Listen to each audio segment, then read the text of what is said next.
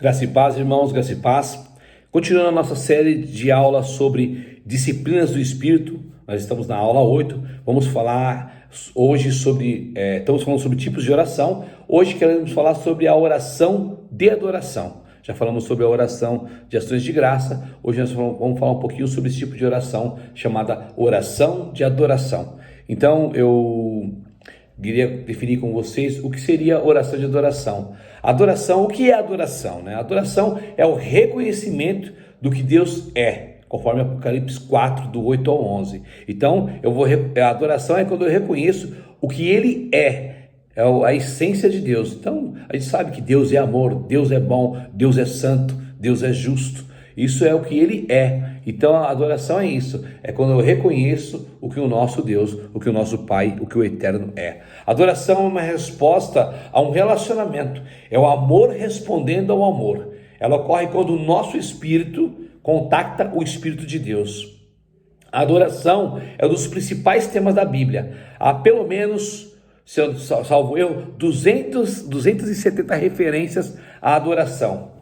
Não há uma definição de adoração na Bíblia, pois amor não se define. A palavra mais comum no hebraico é chassá. Ela aparece 172 vezes traduzidas por adoração. E que significa o que essa palavra? Curvar-se, prostrar-se. No grego, a mais comum é proskênio. E aparece 59 vezes no Novo Testamento, que significa beijar a mão com admiração, ou beijar os pés em homenagem. Amém? O objeto da adoração é Deus mesmo, é o próprio Deus. E só pelo Espírito Santo se pode adorar, conforme Romanos 8,16. O lugar da adoração, onde ocorre?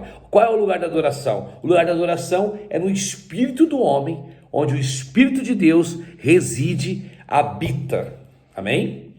A verdadeira adoração é em espírito e em verdade. A verdadeira adoração deve fluir de um relacionamento genuíno com Deus. Um bom relacionamento como igreja pode produzir um bom trabalhador, mas somente um relacionamento caloroso, afetuoso com Deus produz um verdadeiro adorador. Aleluia. Um exemplo de adoração está em Marcos, no capítulo 12, do verso 30 e 31, e em João, no capítulo 12, do verso 1 ao verso 8. Aí está um amor que liberta toda a adoração do coração, expressa todas as atitudes da alma, expressa toda a determinação da mente e utiliza toda a força do corpo do adorador. Maria representa aqueles que amam ao Senhor e derramam o que tem de mais precioso aos pés dele. Amam tanto o Senhor que lhe dão o melhor. Amém? Então eu sugiro que você leia esses textos, Marcos 12, do 30 ao 31 e João 12, do 1 ao 8. Lá você vai compreender e você vai entender o que é a expressão da verdadeira adoração. Amém? Desses textos que eu indiquei para você ler, você vai ver que Maria se humilhou aos pés do Senhor Jesus, ela se curvou, ela se prostrou aos pés do Senhor Jesus. Isso indica que uma posição de humildade. Adorar é proskeneu, em grego, que significa beijar as mãos ou beijar os pés. Quando adoramos, nós nos humilhamos diante de Deus. Amém? Glória a Deus.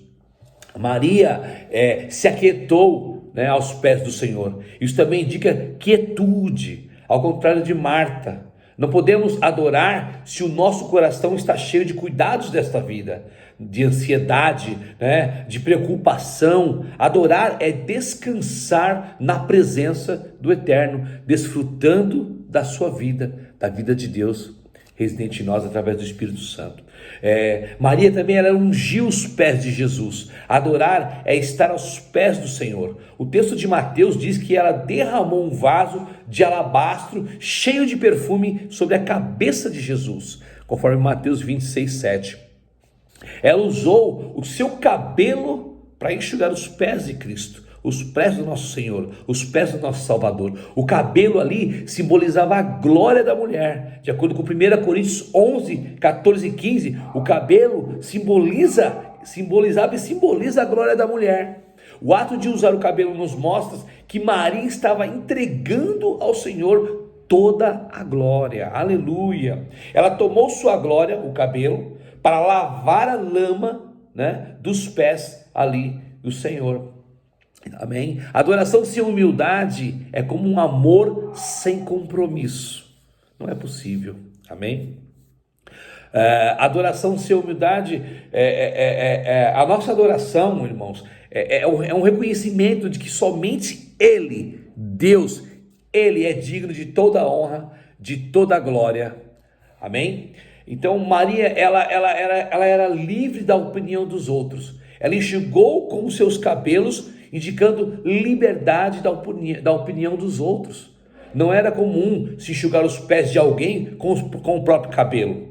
Tal atitude causou perplexidade em todos que estavam ali ao redor, mas o seu interesse era agradar o Senhor Jesus, e não a homens, e não os homens.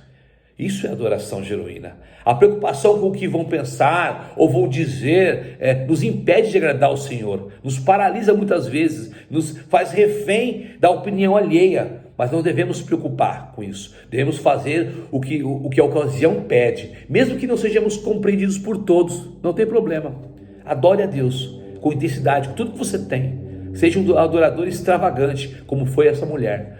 A adoração de Maria, a sua adoração, a adoração daquela mulher, não foi premeditada. Ela não premeditou o que ia fazer, mas foi uma adoração espontânea, aleluia. O fato de usar o seu cabelo indica que não foi algo premeditado, mas foi algo espontâneo. Aquele momento foi fruto de um impulso de amor. Se ela tivesse tido tempo, é possível que buscasse uma toalha, como era o costume, mas não teve tempo, foi tudo espontâneo, amém? A nossa adoração, amados, precisa ter um elemento de espontaneidade. Não podemos ficar presos a liturgias e a tradições humanas. Seja espontâneo, aleluia. A Maria, ela ofereceu algo precioso, o preço do bálsamo era de 300 denários, né? De acordo com o texto. Um denário era um salário de um dia, de um trabalhador, ou seja, o equivalente a quase um ano de trabalho. Ela ali ofertou, ela ali derramou ali aos pés do Senhor Jesus. Na adoração, nós oferecemos algo precioso para Deus. Nossas vidas, nosso dinheiro, nossos bens devem ser instrumentos de adoração, aleluia, aleluia. Sabia que a sua oferta, o seu dízimo, as suas primícias, elas são adoração a Deus também? É um ato de adoração a Deus, amém? Então a sua vida é um ato de adoração a Deus. Os seus bens devem ser instrumento de adoração a Deus. Ela não se limitou às emoções, ela deu uma evidência tangível do seu amor. O dar está associado à adoração, glória a Deus. Outra coisa, ela quebrou o vaso com perfume. Marcos 14:3 vai dizer que ela quebrou o vaso com o perfume. A adoração é fruto de quebrantamento. Ela poderia ela poderia apenas derramar, mas ela preferiu quebrar o vaso. Tal ato nos mostra que o Espírito Santo queria nos mostrar como o quebrantamento libera o bálsamo diante de Deus. Nós somos vaso que deve ser quebrados em adoração. Aleluia, aleluia. E o que aconteceu? A casa se encheu do perfume. A adoração é uma fragrância na presença de Deus. Todas as vezes que adoramos a Deus de forma viva e genuína, a glória de Deus enche a igreja. Não podemos desfrutar da glória de Deus sem adoração. Aleluia. Que Deus os abençoe, que esta palavra possa, que Deus possa falar melhor ao seu coração, aos nossos corações, que o Espírito Santo venha nos alargar nosso entendimento, nos dar mais clareza do que é a espontânea, a verdadeira, a adoração genuína. E Deus procura verdadeiros adoradores. Deus está à procura de verdadeiros adoradores que adorem em espírito e em verdade. Que Deus os abençoe em nome do Senhor Jesus. Um grande abraço a todos. Encerramos aqui a nossa aula número 8. Um abraço. Até mais.